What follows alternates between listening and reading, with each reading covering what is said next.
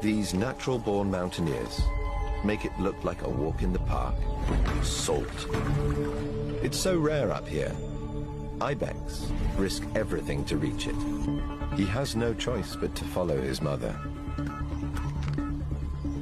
A fall would mean certain death. The higher he goes, the more vertical the face. He balances. Every step on a knife edge.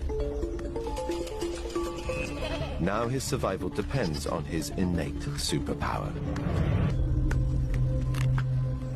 It's exhausting work for one so young.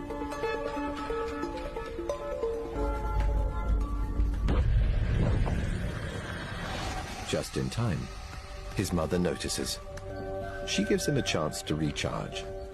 150 feet up, finally, he reaches his goal. It may not look like much, but this mineral lick is crucial for the kid to grow up strong.